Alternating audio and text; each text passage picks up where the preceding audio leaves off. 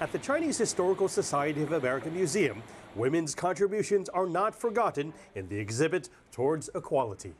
When asked if she's ever seen another exhibit solely dedicated to Chinese American women, Museum Executive Director Jane Chin says she does recall one back in the 80s. There's a Chinese proverb that says that women hold up half the sky, and I clearly believe that. The exhibit here even recognizes the very first American-born Chinese woman in San Francisco, Chu Fang Law, in 1869. It also recognizes the struggles that followed, including in 1884 when Mary Tape, a Chinese immigrant, sued the San Francisco Board of Education for refusing to enroll her daughter in school. The California Supreme Court ruled in Mary's favor, saying denying her daughter access would be unconstitutional. My pawpaw, grandmother, I burn incense and make offerings. I write this poem for all to know your life, your work. Kitty Tsui's grandmother, Guan Yingling, a famous Cantonese opera singer who toured throughout North America and the world, is being featured at the exhibit. This is a playbill from the 1920s. Did you know about it, sir? I did not.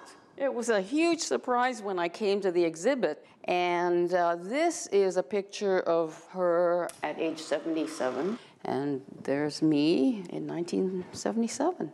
Kitty, an activist and author of the book The Words of a Woman Who Breathes Fire, is also featured in the exhibit. This is such an important exhibit because we, as women and as Chinese American women, we are often erased, the victims of stereotypes. I was astounded that they were outnumbered by a ratio of 10 to 1, and what tough, resilient individuals they must have been to come here and to thrive.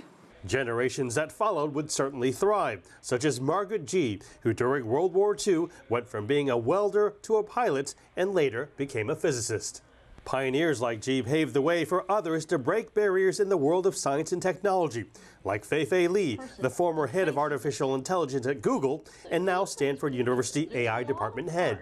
Philanthropists are honored too, like Betty Chin, a China native who earned the Presidential Citizens Award for her tireless work cooking meals and delivering them to the homeless nearly every single day. I'm impressed with what women were able to accomplish.